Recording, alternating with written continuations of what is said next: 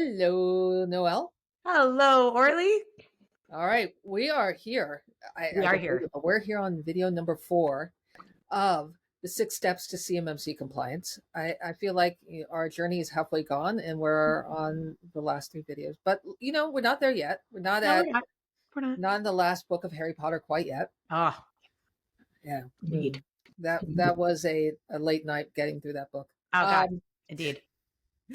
All right. And so in our last video, we talked about how do you protect your CUI? And the answer there was get a platform that meets the requirements. We'll have a link to that show in the show notes. But today's show is all about what else do you need to do? You have a technology. Are you done? And the answer, spoiler alert, is yeah. Not No. even close. Yeah, So you're not sorry. quite done. You also need this thing called documentation. I'm sorry. Yeah, you're sorry. I'm apologizing to everyone listening. Truly. Sorry. That is kind of another spoiler alert. That is really kind of one of the hardest parts of CMMC compliance. It's not, let me install this piece of software. Nope. It's let me get my documentation ready and up to snuff so that I can pass an assessment. So in this short video, we're going to talk about how do you what does that documentation include and what you need to consider. And, we're going to go at this at a high level just to give you an idea. Obviously, if you want to know more about it, obviously reach out to us and we can go into all the gory details. But all right, so this video on developing documentation can best be started by saying, why is documentation important? For that, I'm going to shut up my much more qualified colleague. You are sweet. Thank you. Thank you. Why is it important, right? Well, think about it very simply. If I am an assessor and I come to your organization, I need to see that you are actually addressing all of the controls. You can't say, like, for example, if one of the controls is you need to have a plan of action for what happens if you have an incident. Okay, well, what if you're not having an incident right at that moment when the assessor comes so they can see you in action?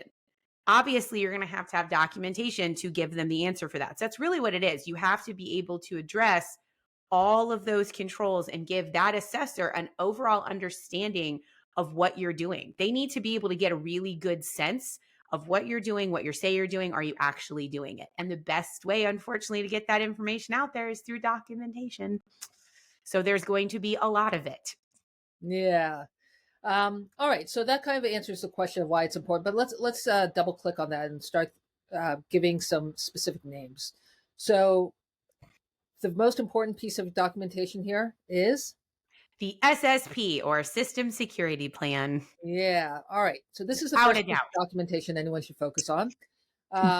What is an SSP? And can you provide an example of something that should be there? How should your SSP be structured?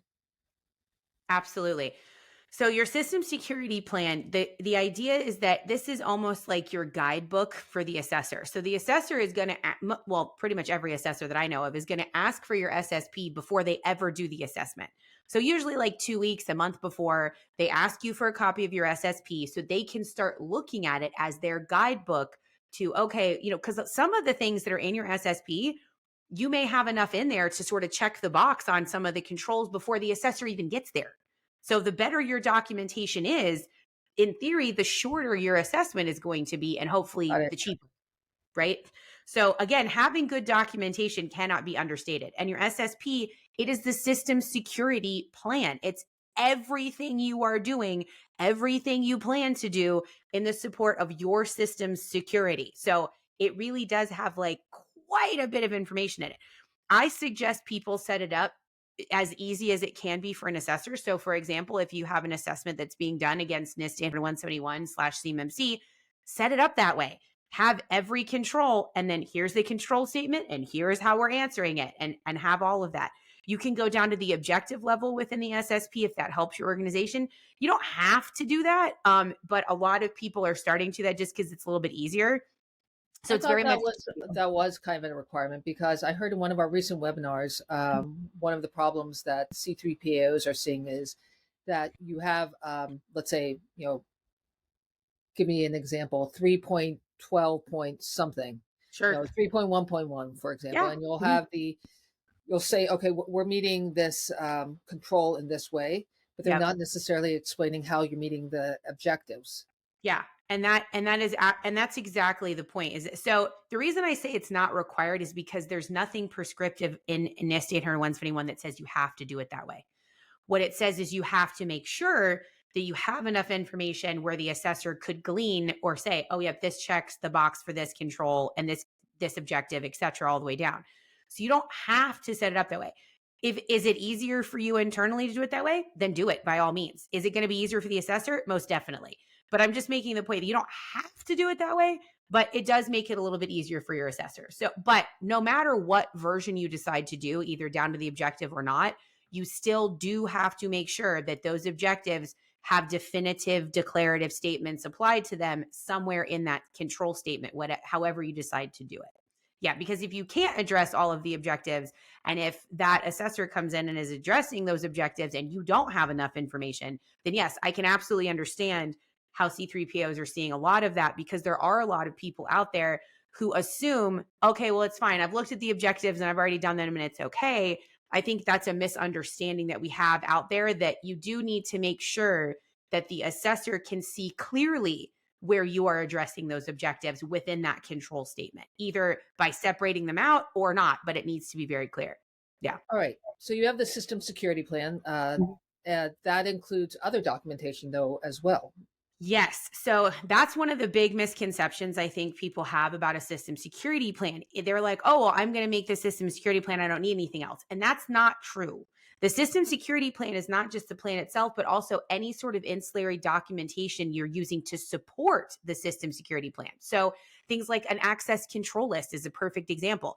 You're not going to have an access control list inside of your system security plan, because that would mean that every time somebody quits, or every time somebody gets transferred, or every time somebody is removed from the company in some way, you'd have to go back into the SSP, scroll all the Sure. way down to that one and update it. So that's a good example of an ancillary document that is more procedural, but it is in support of that plan. So there's a ton of procedural evidence artifacts-based documentation that supports the SSP that I think a lot of people overlook.